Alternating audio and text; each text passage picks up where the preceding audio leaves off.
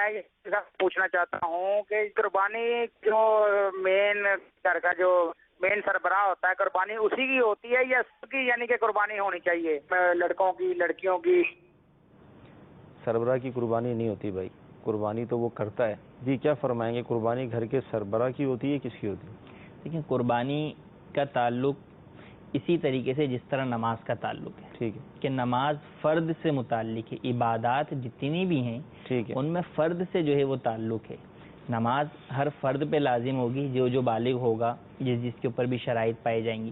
زکوٰۃ بھی کا یہی حال ہے کہ زکوٰۃ یہ نہیں کہ ایک فرد دے دے، بلکہ جو صاحب نصاب ہوگا، مالک ہوگا، وہ اس کے اوپر فرض ہوگا. حج بھی یوں ہی ہے، روزہ بھی یوں ہی ہے. تو قربانی کا معاملہ بھی یہی ہے کہ یہ ایک عبادت ہے. ٹھیک، آپ اس کو نماز کے ہی پس منظر میں سمجھیں. نماز کی اپنی شرائط ہیں، قربانی کی اپنی شرائط ہیں.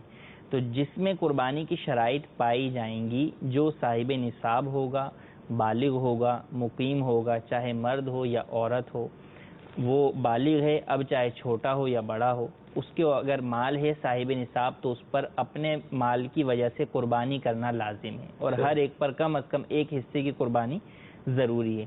تو اب اگر گھر میں 5 افراد ایسے ہیں تو 5 کی طرف سے الگ الگ قربانی کرنا ضروری. ایک قربانی چھوٹی یا ایک حصہ 5 کی طرف سے نہیں ہو سکتا. تو یہ جو سمجھا جاتا ہے کہ جناب گھر میں ایک سربراہ جو ہے وہ گھر کا وہ قربانی کر دے سب گھر والوں کی طرف سے، تو ایسا نہیں ہے، وہ کسی کی بھی قربانی نہیں ہوگی.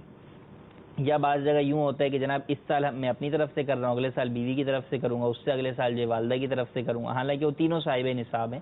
تو یوں نہیں ہے، ان تینوں پر ہر سال اپنی طرف سے ہی قربانی کرنا ضروری ہوگا. ایک کی قربانی دوسرے کو کفایت نہیں کرے گی، دوسرا اپنی جگہ پر گناہگار ہوگا قربانی نہ کرنے کی وجہ سے. اور نہ صرف گناہگار ہوگا بلکہ اب بھی لازم ہوگا کہ جتنی قربانیاں نہیں کی، ہر قربانی کے بدلے میں ایک بکرے کی قیمت جو ہے وہ صدقہ کرے. اور یہ کسی بھی شرعی فقیر مستحق زکوٰۃ کو مکمل طور پر ادا کرے. تو یہ ضروری ہے. تو یہ کانسیپٹ جو ہے وہ کلیئر ہونا چاہیے کہ قربانی کسی ایک پورے کنبے کی نہیں ہوتی، کسی جو ہے وہ ایک پورے خاندان کی نہیں ہوتی. ہاں یہ ہے کہ گھر میں وہ افراد جن پر قربانی واجب نہیں، جیسے نابالغ بچے ہیں، صحیح، تو نابالغ بچوں کے پاس اگرچہ کتنا ہی مال ہو، صاحب نصاب ہی کیوں نہ ہو، ان پر قربانی واجب نہیں ہے. تو جب ان پر قربانی واجب نہیں ہے تو اب ان کے طرف سے اگر کوئی کرنا چاہے تو وہ ان کی طرف سے نفلی قربانی ہوگی، نہیں کرتا تو گناہگار نہیں ہوگا. یوں ہی والدین جو ہے وہ زندہ ہیں، حیات ہیں، لیکن وہ صاحب نصاب نہیں ہیں اور یہ شخص خود صاحب نصاب ہے. اب یہ والدین کی محبت میں چاہتا ہے کہ اس دفعہ کی قربانی میں والدہ کی طرف سے کر دوں یا والد کی طرف سے کر دوں، حالانکہ قربانی اس پر واجب ہے. تو یہ اپنی واجب قربانی کو چھوڑ کر وہ نفلی کام کرنے جائے گا تو اس کو اس کا ثواب نہیں، گناہ ملے گا کہ اس نے جو ہے وہ اپنی واجب قربانی ادا نہیں کی. تو اس پر لازم ہے کہ اولا اپنی قربانی کرے. ہاں اللہ نے اور دیا ہے تو 2 قربانی کرے، ایک اپنی طرف سے کرے، ایک والدہ کی طرف سے نفلی قربانی کرے. تو اس چیز کا خیال رکھیں.